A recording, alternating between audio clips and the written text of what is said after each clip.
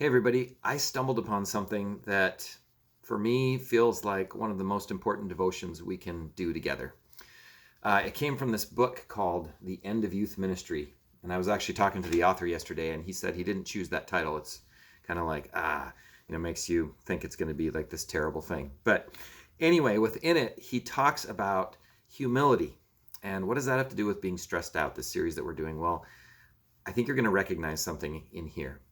He talks about three kinds of humility. He says the first one is to assert, I am nobody compared to others, this kind of self-hatred. And he says that's not useful. The second kind of humility or distortion of humility is to say this, and I think this one is going to really register. So listen to this. It says, I am nothing compared to what I could or should be. How many of you have ever kind of heard like stay humble, but you really should do better in this or that or the other thing. Maybe it's a sport or maybe it's at school or that kind of thing. Like stay really humble, be a servant, but also achieve more. You can do better. And we get this kind of pressure that comes out of this kind of sense of really a distortion of what humility really means. Now, listen to what true humility sounds like. And we're going to get to our verse here in a second.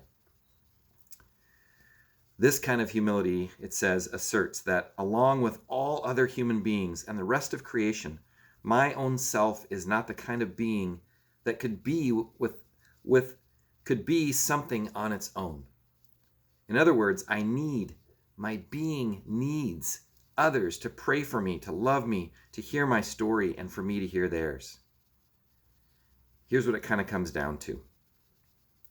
Humility is not thinking you're a worm or that you're a loser or an underachiever.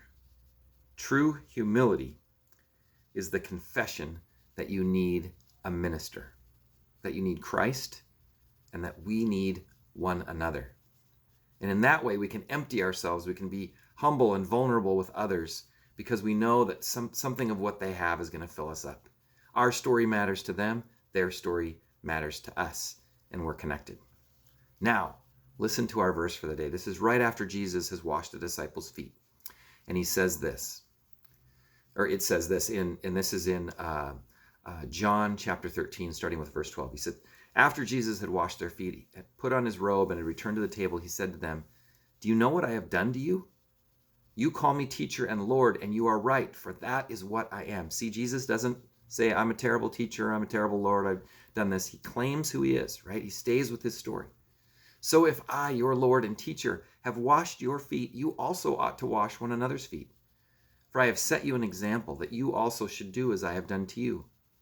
Very truly I tell you, servants are not greater than their master, nor are messengers greater than the one who sent them.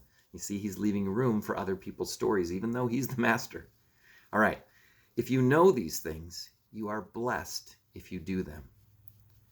Jesus doesn't wash the disciples' feet to say, you better serve people or else, or you should do better with that. He washes the disciples' feet because he wants to show them an example of humility that feeds everyone and that takes away that kind of stress of you should or you could or you better and just leaves us together with one another, wrapped in God's great story, but also in the particular stories of one another. I hope that gives you life and breath today. Amen.